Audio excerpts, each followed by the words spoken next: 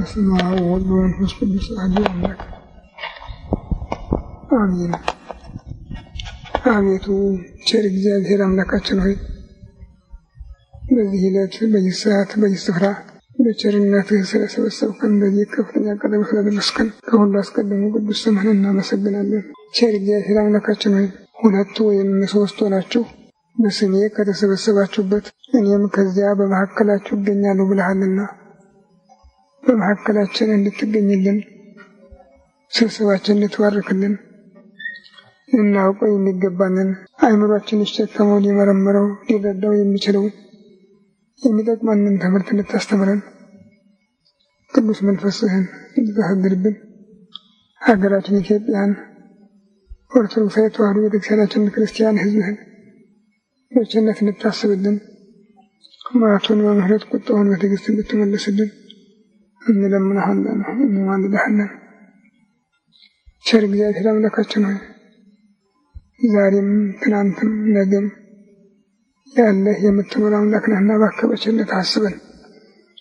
ክብር ምስጋና ለአብ ለወልድ ለመንፈስ ቅዱስ ይሁን ዛሬም ዘወትርም ለዘላለሙ አሜን። አባታችን ሆይ በሰማይ የምትኖር ስምህ ይቀደስ፣ መንግሥትህ ትምጣ፣ ፈቃድህ በሰማይ እንደሆነች እንዲሁ በምድር ትሁን። የዕለት ምግባችንን ዛሬ ስጠን፣ በደላችንን ይቅር በለን እኛም የበደሉንን ይቅር እንደምንል፣ አቤቱ ወደ ፈተና አታግባን ከክፉ ሁሉ አድነን እንጂ መንግሥት ያንተ ናትና ኃይል ምስጋናም ለዘላለሙ አሜን። እመቤታችን ቅድስት ድንግል ማርያም ሆይ በመልአኩ ቅዱስ ገብርኤል ሰላምታ ሰላም እንልሻለን። በሐሳብሽ ድንግል ነሽ፣ በሥጋሽም ድንግል ነሽ። የአሸናፊው የእግዚአብሔር እናት ሆይ ሰላምታ ላንቺ ይገባሻል። ከሴቶች ሁሉ ተለይተሽ አንቺ የተባረክሽ ነሽ፣ የማኅፀንሽ ፍሬ ኢየሱስ ክርስቶስ ምስጉን አምላክ ነው።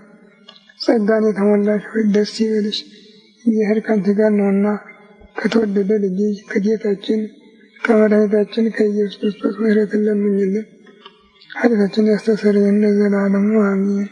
ኦ እግዚእ ኢየሱስ ክርስቶስ በከመ በሳህልከ ወምሕረትከ ስረይ ኃጢአቴ ወኃጢአተ ኩሉ ሕዝብከ።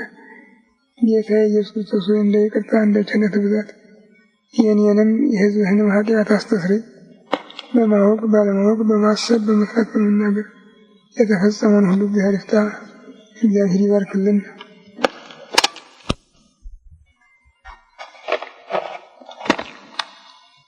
ሚያዝያ 28 ቀን 1998 ዓመተ ምህረት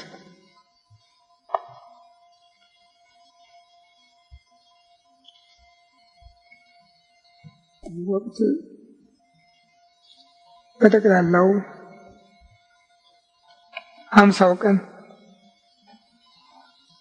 የጌታ የትንሣኤው መታሰቢያ ነው። 5 ቀን ተኩል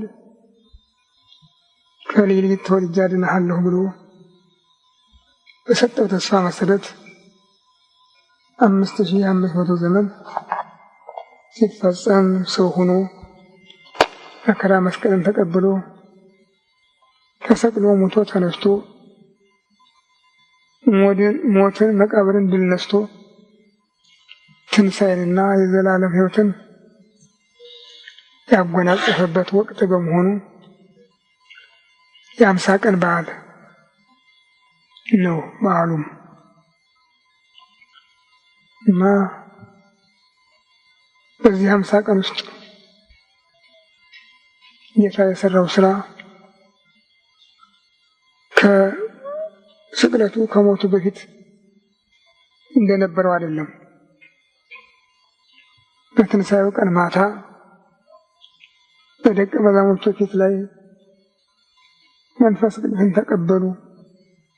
እፍ ብሎ መንፈስ ቅዱስን በላያቸው ላይ አሳድሮ አባቴ እኔን ወደ ዓለም እንደላከኝ እኔም እናንተን ወደ ዓለም እልካችኋለሁ፣ ኃጢአቱን ይቅር ያላችሁት ይሰረይለታል፣ ኃጢአቱን ይቅር ያላችሁት አይሰረይለትም ብሎ በጠቅላላ ልጅነትን፣ ትምህርትን፣ ተአምራትን፣ ስልጣነ ክህነትን፣ ድውይ መፈወስን፣ ሙታን ማስነሳትን፣ የቤተ ክርስቲያን ክብር፣ ጸጋ፣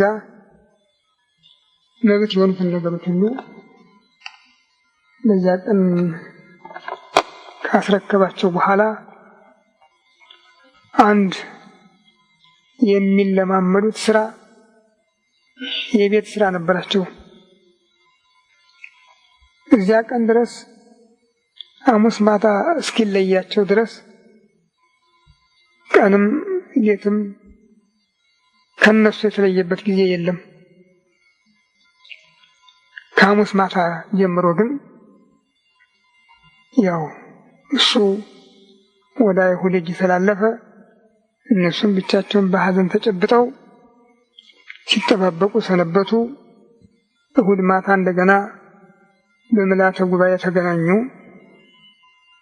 የተጠራጠሩ ነበሩ፣ ሙሉ የተቀበሉም ነበሩ። ሁሉንም ካጽናናቸው በኋላ ይህን ከቀደም ብለን የተናገርነውን ቃል ተናግሮ ተሰወራቸው። አሁንም ለሁለቱም ለሶስቱም ሳይገለጥላቸው ውሎ አድሮ ግን አያውቅም። በዚህ 50 ቀን ውስጥ መጽሐፈ ኪዳን ብለን ዛሬ በቤተ ክርስቲያን መጽሐፍት ሐዲሳት ውስጥ አንዱን ክፍል ይዞ የሚገኘውን መጽሐፍ ያስተማራቸው በዚያ ጊዜ ነው። አብዛኛውንም የጻፉት ቅዱሳት ሴቶች ናቸው። በተለይ 3 ቀን የትንሣኤ ዕለትና በሳምንቱ እንዲሁም የዕርገት ዕለት በጉባኤ ለሁሉም የተገለጠበት ነው። በሌላ ቀን ግን በተወሰነ ቁጥር ነው ሲያነጋግራቸው የነበረ። ይህም የትንሣኤ ዕለት እስከ ዓለም ፍጻሜ እኔ ከእናንተ ጋር ነኝ ብሏቸው ነበረ። ይህን ቃል ሲናገር እነሱ እስከ ዓለም ፍጻሜ የሚኖሩ ሆነው አይደለም። በእግራቸው የተተኩት ሁሉ እንደነሱ ናቸው። እሱ ግን በእግራቸው ከሚተኩት ሁሉ ጋር አብሮ የሚኖር መሆኑን ለመግለጽ ነበረ። ይህ ስለሆነ ከዚያ ቀን ጀምሮ እንግዲህ ደጅ የጠና በእምነቱ በምግባሩ የጠነከረ እግዚአብሔር የፈቀደለት በራእይም በሕልምም በገሃድም እየታየ እያነጋገረ መጽናኛ ይሰጣቸዋል። ከዚህ በቀር ግን በሙሉ እምነት ተቀብሎ ለሚኖረው ክርስቲያን ሁሉ በረድኤት በጥምቀት በሥጋው በደሙ ባገኘው ተዋህዶ አድሮበት ይኖራል። ያው በእምነቱ ጸንቶ ይኖራል። እሱም ይጠብቀዋል እንጂ እንደ ትናንትናው ከዛ 3 ዓመት ከ3 እንደነበረበት ጊዜ እዚያ አለ የሚባልበት ጊዜ የለም ዛሬ። ለዚህ ነው በኋላ ዘመን የሚነሳው ትውልድ በኖህ ዘመን እንደነበረው ያለ ነው ብሎ ወንጀሉ ጥፋቱ ከዚያ የማይተናነስ መሆኑን ቅጣቱም ከዚያ የከፋ መሆኑን ካስረዳ በኋላ በዚያ ጊዜ ብዙዎች የሐሰት አስተማሪዎች በሕዝቡ ፊት እንደሚንቀሳቀሱ ወንጌል በሞላው ዓለም እንደሚሰበክ ግን መፈራረጃ እንደሚሆን እንጂ እንደማይጠቅም ካስረዳ በኋላ ክርስቶስ እዚያ ነው፣ እዚህ ነው፣ እዚያ አለ፣ ድውያን ይፈውሳል፣ ያስተምራል፣ ሞት ያስነሳል፣ እዚህ ንስሐ አበርክቶ ይመግባል ቢሏችሁ አትመኑ ብሎ አዋጁን በዚህ የደመደመው። አይቻላቸውም እንጂ የሚቻላቸው ቢሆን ኖሮ የተመረጡትን እንኳን እስከ ማሳት ታምራት የሚያደርጉ ሰዎች ይመጣሉ ነው ያለ። ግን በዚህ ጊዜ ጥንካሬ ይጠይቃል። እዚህ ታምራት ተደረገ ብሎ እንደው ዝም ብሎ እንደው ቁጭ ብድግ ማለቱ አይደለም። አንዱ ቦታ ጠበል ድጉ የተፈወሰ እንደሆነ እንዲህ ያለ ታምራት ተደረገ፣ ይሄ አይደለም የወንጌል ትምህርት ኃይሉ። አሁን ደግሞ ይባስ ብሎ በዚህ በኤረር በኩል የተቀበረ ተቀብሮ የኖረ ጽላት አለ። ያ እየወጣ ነው ጽላቱ ተገኝቷል፣ ቤተክርስቲያኑ ተገኝቷል፣ ንጉሱ ይወጣል እየተባለ ያለው ሽብር ክርስቲያኑን ሕዝብ እያደናገረው ነው። ልብ ቢኖረን ኖሮ እዚህ ባለው ስራው ብንሰራበት ይበቃ ነበር። እዚህ ባለው አንሰራ ብለን ነው ይህኛል ችግር የተፈጠረ እንጂ እዚያ ዋሻ ውስጥ የተቀበረው ነው እንጂ በቤተ መቅደስ ያለው አይሰራም ያለ ማን ነው? እየሰራን የኖረ በያለንበት በየደረስንበት። በጠላት ጊዜ እኔ በነበርኩበት ቦታ 42 ቀን ነው የዲማ ጊዮርጊስ በአውሮፕላን የተደበደበ። 6 አውሮፕላን በቀን እየተመላለሰ የደበደበው ነበረ። እንዲያውም ዝቅ ብሎ ቤንዚን እያርከፈከፈ ያቃጥለውን ለማቃጠል ይሞክር ነበር። ምንም አልሆነም። እና በዚያ ቀኑ ድብደባ ሁሉ አንድ ቀን አንድ ቤት ውስጥ 5 ሰዎች ከመሞታቸው በስተቀር ሌላ የለም። እና እንደዚያ ያለ ኃይል ይሰራበት የነበረ በቤተ መቅደስ አለ። ብዙ ይሰራል፣ እምነቱን የጎደለን እንጂ። ሰው ግን ያለውን ትቶ ሌላ ነው የሚያምረው። እንደሱ አይደለም። ለምሳሌ ትናንትና የድል በዓል ተብሎ ተከብሯል። በደርግ ጊዜ እንደውም ከነቀኑም ለውጠውት ነበረ። ትናንትና ደግሞ መልሰው ለታይታ ያህል አክብረውታል። ታዲያ አከባበሩ ግን ሰውኛ ነበረ እንጂ ሃይማኖታዊ አልነበረም። ሃይማኖታዊ በዓል ነው።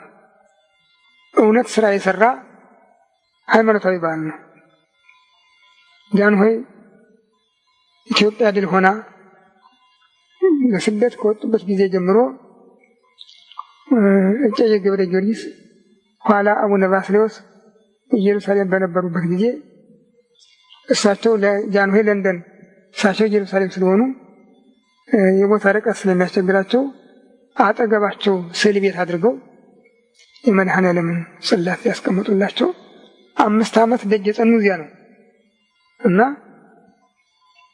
መጀመሪያ አቤት ሲሉት ያልተቀበለው የመንግስታት ማህበር እግዚአብሔር በመካከሉ መከፋፈልን አምጥቶ ጣሊያንና ጀርመንን በአንድ ወገን፣ ፈረንሳይና እንግሊዝን አሜሪካንን በአንድ ወገን አድርጎ ሲያቆማቸው ያን ጊዜ ነው እንግዲህ የኢትዮጵያን ሕዝብ ጣሊያን በተራ ወታደርነት መልምሎ እንዳያሰልፍባቸው ሲሉ በአንድ ቀን 32 ዓመተ ምህረት ሐምሌ 30 ቀን ካርቱም ያስገቧቸው። የእንግሊዝ ግዛት ነበር ሱዳን። በመስከረም ጎጃም ገቡ። አይወደኝም በሚሉት በጎጃም ሕዝቡ መካከል በቀጥታ 6 ወር ቆይተው 7 ወር ቆይተው በ8ኛው ወር ሚያዝያ 27 ቀን ያለ እንቅፋት ሀገራቸው ገቡ፣ አዲስ አበባ ገቡ። ታዲያ እሳቸው እግዚአብሔር በሰራው ሁላችን ባለሙያ ሆንን አሉ እንጂ የኔ ስራ ነው አላሉም። አዎ ይችን ዕለት ነው ያሉ። እግዚአብሔር ለእኛ ስራ የሰራባትን ቀን ሰውም መላእክትም አያውቋትም። ሰውም መላእክትም መርምረው በማያውቋት ቀን ነው እግዚአብሔር ስራ የሰራልን አሉ። እናም በዓሉን የመድኃኔዓለም በዓል አድርገው አክብረውት ነው የኖሩ። በኋላ በደርግ ጊዜ የመጡት የሌሉ ሰዎች እሳቸው የገቡ ሚያዝያ 27 ቀን እንጂ ኢትዮጵያ ነጻ ያወጣቸው መጋቢት 28 ቀን ነው በእንግሊዝ ጦር ነው ብለው ታሪኩን ለውጠው የመጋቢት በዓል ሲሉት ቆይተው አለፉ። የዛሬዎችም አንዳንዶቹ ትናንትና ብቻ የግርማዊ ቀዳማዊ ኃይለ ሥላሴ መታሰቢያ ሲሉ ሰማኋቸው እንጂ በቀረ የአምላክ በዓል ነው ብለው አልተናገሩለትም። የሚገርመው ድሮ ኢትዮጵያውያን ቢያጡም ቢያገኙም የእግዚአብሔር ስራ አድርገው ነበር የሚቆጥሩት። ቢያገኙም እኛ ለፍተን ደክመን ጥረን ግረን በጉልበታችን በእውቀታችን ያገኘነው ነው አይሉም። እግዚአብሔር የሰጠን ነው ነበር የሚሉ። ቢያጡም ደግሞ እግዚአብሔር ነው ያመጣው ሲመልሰዋል ነበር የሚሉ። የዛሬው ሰው ደግሞ ሁሉም እኔ ነኝ ያደረኩት ባይ ነው። እና የገረመኝ ነገር ቢኖር የአርበኞች ማህበር የሚባለው ክፍል ነው። በዚያ ጊዜ የነበሩ ሰዎች ዛሬ የሉም። ጦር ሜዳ የነበሩ ሰዎች እድሜያቸውም አይፈቅድም። 65 ዓመት ነው ነፃነት ከተገኘ እንኳን ጦርነቱ ከተጀመረ ደግሞ 70 ዓመቱ ነው። እና እንግዲህ 70 ዓመትን አንድ ወታደር ለማግኘት ከ70 ዓመት በላይ ምን መጨመር ያስፈልጋል? ቢያንስ ባጭሩ ቶሎ ወጣ ይባል 20 ዓመትን እንጨምርበት። እንግዲህ ያ ሰውዬ ዛሬ የ90 ዓመት ሰው ነው ማለት ነው። ከዚያ ቢቀጥል 25 ዓመት ነው። ግን ትናንት አንዳንዶች ሲናገሩ እንደሰማኋቸው የ10 ዓመት ዕድሜ ነበርኩ ነው የሚሉት እና የወላጆቻቸውን ሞት ታሪክ አድርገው ነው የመጡ እነሱ የሉበትም። ይሄ ከሆነ ደግሞ እግዚአብሔር ለአባቶቻችን ያደረገው መታሰቢያ ብለው ማክበር አለባቸው። ለምሳሌ የፋሲካ በዓል በብሉይ ኪዳን የሚከበር እስራኤል ከግብፅ የወጡበት በዓል እየተባለ ነው እንጂ በየዓመቱ እኛ የወጣንበት ነው እየተባለ አይደለም። እነዚያ የቀደሙት ሰዎች በሙሴ መሪነት የነበሩት ሰዎች ከግብፅ የወጡበት ነፃነታቸውን ያገኙበት እግዚአብሔር ሕዝቡን ነፃ ያወጣበት ቀን ነው እየተባለ የሚከበረው ፋሲካ በዓል ይሄ ነው። በሐዲስ ኪዳንም ጌታ ሞቶ ተነስቶ ትንሣኤንና የዘላለም ሕይወትን ለሰው ልጆች ለሚያምኑበት ሁሉ ያጎናጸፈበት በመሆኑ ፋሲካ የእግዚአብሔር በዓል ሆኖ ይከበራል። ይህም የእግዚአብሔር በዓል ነው። ኢትዮጵያ ከወደቀች በኋላ ተስፋ ካጣች በኋላ በ5 ዓመት መልሶ ኢትዮጵያን ያቆመበት በዓል ስለሆነ የኢትዮጵያ የነጻነት በዓል የጀግኖች መታሰቢያ ቢባል መልካም። ማህበር የሚለው ግን እና ነበርን የሚለው ልዩ ወሬ በእውነት በጣም የሚያሳዝን ነው። ታዲያ በእነሱ ስንት ስራ ይሰራል? ስንት ችግር ይፈጽማል? የእግዚአብሔር በዓል መሆኑ አሳፍሮ የሰው በዓል ሆኖ ነው የሚነገር። በኢትዮጵያ እንዲህ ያለ በዓል የለንም። የእግዚአብሔር በዓል የሚባል ነው ያለን። የዘመን መለወጫ ቢሆን፣ ልደት፣ ጥምቀት፣ ፋሲካ ቢሆን ሁሉም የእግዚአብሔር ስም በእግዚአብሔር ስም የከበረ በእግዚአብሔር ስም የሚፈጸም በእግዚአብሔር ስም ዋጋ የሚያስገኝ በዓል ነው እንጂ በሰዎች ስም የሚከበር በዓል የለንም። የቅዱሳን በዓል እንኳ ቢሆን እግዚአብሔር ይህን ያደረገላቸው ብለን ለማዘከር የምናስበው ቀን ነው።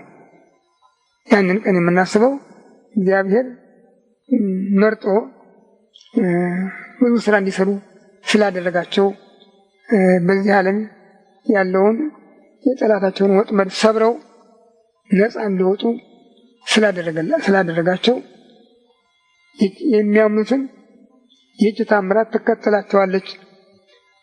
በስሜ አጋንንትን ያወጣሉ፣ በድውያን ላይ እጃቸውን ይጭናሉ፣ እነሱም ይፈወሳሉ። የሚጎዳቸው ነገር ቢበሉ ቢጠጡ እንኳን ምንም የሚነካቸው ነገር የለም ብሎ የተናገረው ቃሉ በየዘርፉ በየአይነቱ ተፈጽሞላቸው ሰማዕታት በተጋድሎ ጊዜያቸው፣ ጻድቃን ባሕታውያን በምናኔ በተባሕቶ ጊዜያቸው፣ ሰብአ ዓለም በዓለማቸው በፈጸሙት ስራ እግዚአብሔር እየረዳቸው ሁሉን አከናውነው ስለፈጸሙ የእግዚአብሔር ብለን ነው የምናከብር እንጂ የሰው በዓል የለንም። ዘመኑ ያመጣው ነው የሰው በዓል የሚባለው።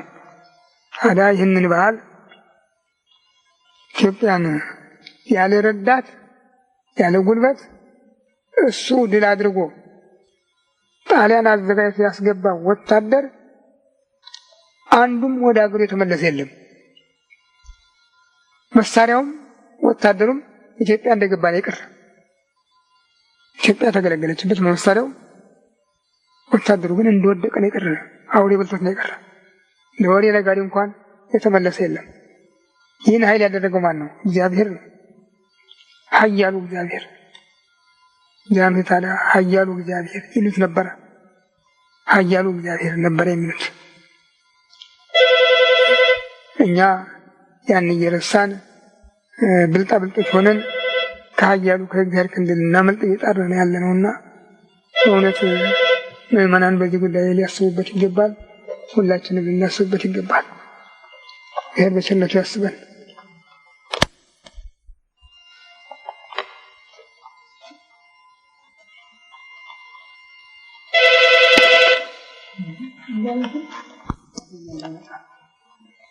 ያ የግራኝ ዘመን ዳግመኛ እንዳይመጣ ነው። ያ አሁን ቅድም የጠቀስኩት ቦታ የተቆፈረው ቀድሞ መንግስት የነበረበት ቦታ ነው። የኤረር መንግስት የነበረበት ብዙ ነገስታት ያለፉበት ነው። በግራኝ ጊዜ የዛሬ 500 ዓመት ቱርክ ኢትዮጵያን ስታጠፋ የዚያ ጊዜ የተፈጸመ ነው። እንግዲህ ከዚያ ጊዜ ጀምሮ ይኖራል። ግን ቦታው የተቀደሰ ነው። ባሕታውያን ቅዱሳን የጠፉበትን በዋሻው ሲገለገሉበት ይኖራሉ።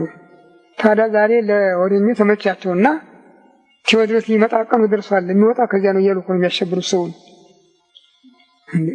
እኛ እኮ ንጉሥ አይደለም የሚናፍቀን፣ አሁን ሃይማኖት እግዚአብሔር ነው። እግዚአብሔር ካለ ንጉሥ ይመጣል። ሁሉ ንጉሥ ነው። ይህንንም እኮ እግዚአብሔርን ምዕመናኑ እንዲያገለግል ካደረገው ቀና ካደረገው እኛም ማንስ ቢሆን ልቡ ከተመለሰ እኛ ልቡ ወደ እግዚአብሔር የሚመለስ አገሩን፣ ፈጣሪውን፣ ወገኑን የሚወድ ሰው፣ ወገኑን የሚወድ መሪ፣ በሽተኛ ያልሆነ አይን ነው የምንፈልገው። በሽተኛ ያልሆነ አይን። አይንህ ጤነኛ ከሆነ ሁለንተናህ ብርሃን ነው የሚል። አይንህ በሽተኛ ከሆነ ግን ሁለንተናህ ጨለማ ነው የሚል። የእኛ ችግራችን ጤነኛ ያልሆነ አስተዳዳሪ፣ ጤነኛ ያልሆነ መሪ ነው። ሀሳቡ ከእግዚአብሔር ጋር የማይገጥም፣ በሃይማኖት የሌለው፣ ፍቅረ እግዚአብሔር የሌለው፣ ፍቅረ ሰብ የሌለው፣ ፍቅረ ሀገር የሌለው። ይሄ ነው ችግራችን።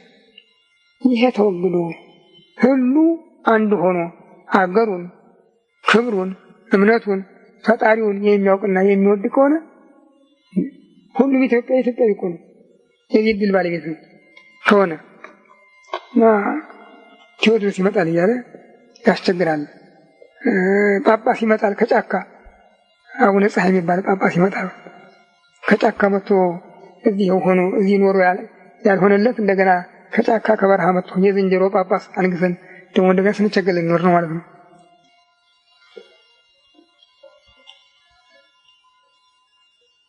ሰው በጣም ደካማ ነው። አይምሮ ደካማ ነው። ትምህርቱ ደካማ ነው። በእምነቱ በኩል ያለው ጥንካሬ በጣም ደካማ ነው።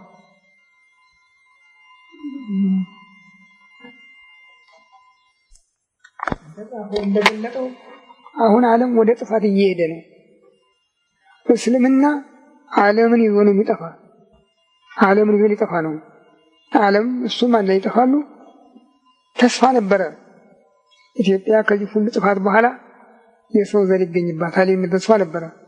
በአሁኑ ሁኔታ በምናየው ግን አስደንጋጭ ነው። አያስተማምንም። ምክንያቱም ሃይማኖት የለማ። ሃይማኖት የለም።